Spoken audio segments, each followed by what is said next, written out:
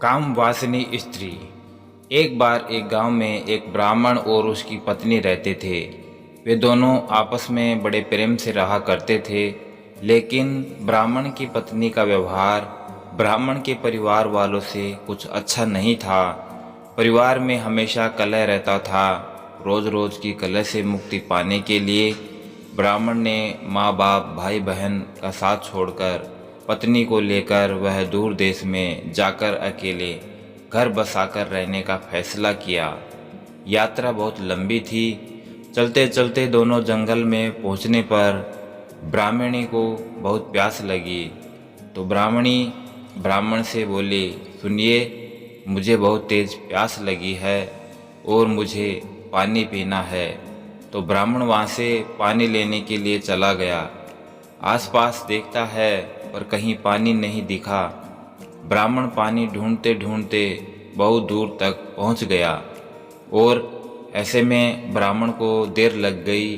जब ब्राह्मण पानी लेकर वापस आया तो ब्राह्मणी को मृत पाया। ब्राह्मण बहुत दुखी हो गया और रोते हुए भगवान से प्रार्थना करने लगा।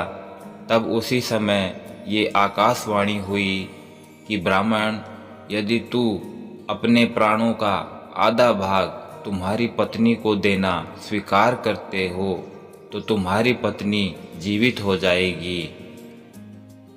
ब्राह्मण ने अपनी पत्नी के प्राणों के लिए यह स्वीकार कर लिया और ब्राह्मणी फिर से जीवित हो गई और दोनों ने फिर से यात्रा शुरू कर दी। वहाँ से बहुत दूर एक नगर था। नगर के बाग में पहुंचकर ब्राह्मण ने कहा, प्रिय, तुम यहीं ठहरो, मैं कुछ खाने के लिए भोजन लेकर आता हूँ। और ब्राह्मण वहाँ से भोजन की तलाश में निकल जाता है। अब ब्राह्मण के वहाँ जाने के बाद ब्राह्मणी अकेली रह गई। उसी समय बाग के पीछे रहट चलने की आवाज़ सुनाई दी, तो ब्राह्मणी ने देखा कि कुएं पर एक लंगड़ा लेकिन सुंदर जवान रहट चला रहा था। तो ब्राह्मणी उससे हंसकर बोली, वह भी हंसकर बोला। ऐसे में दोनों आपस में एक दूसरे से बात करते करते दोनों एक दूसरे को चाहने लगे और दोनों ने जीवन भर एक साथ रहने का प्रण कर लिया। ब्राह्मण जब भोजन लेकर नगर से लौटा तो ब्राह्मणी ने कहा कि यह लंगड़ा व्यक्ति भी भूखा है, इसे भी अपने हिस्से में से खाने को दे दो। ब्राह्मण ने ब्राह्मणी के प्रेम से कहने पर ब्राह्मण ने उसे भी भोजन दे दिया और उन तीनों ने भोजन कर वहाँ से आगे प्रस्थान करने लगे।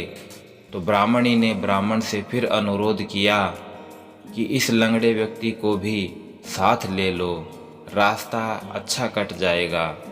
तुम जब कहीं पर जाते हो तो मैं अकेली रह जाती हूँ। अकेले में मुझे डर लगता है और बात करने को भी कोई नहीं होता। इसके साथ रहने से कोई बात करने वाला तो रहेगा। ब्राह्मण ने कहा, हमसे अपना खुद का भार उठाना ही कठिन हो रहा है, इसका भार हम कैसे उठाएंगे। ब्राह्मणी ने कहा, हम इसे पिटारी में रख लेंगे। ब्राह्मण को पत्नी की बात माननी पड़ी। कुछ दूर जाकर ब्राह्मणी और लंगड़े आदमी ने मिलकर ब्राह्मण को धोखे से कुएं में धकेल दिया और उसे मरा समझकर वे दोनों आगे बढ़े। नगर की सीमा पर राज्य कर वसूल करने की चौकी थी। राजपुत्र ने ब्राह्मणी की पिटारी को जबरदस्ती उसके हाथ से छीन कर खोला तो उसमें वह लंगड़ा छिपा था। वह बात राज दरबार तक पहुंची। राजा के आदेश पर ब्राह्मणी को दरबार में लाया गया। राजा के पूछने पर ब्राह्मणी ने कहा, यह मेरा पति है और अपने बंधु बांधवों से परेशान होकर हमने देश छोड़ दिया है। राजा ने उसकी बात सुनकर उसे अपने देश में बसने की आज्ञा दे दी।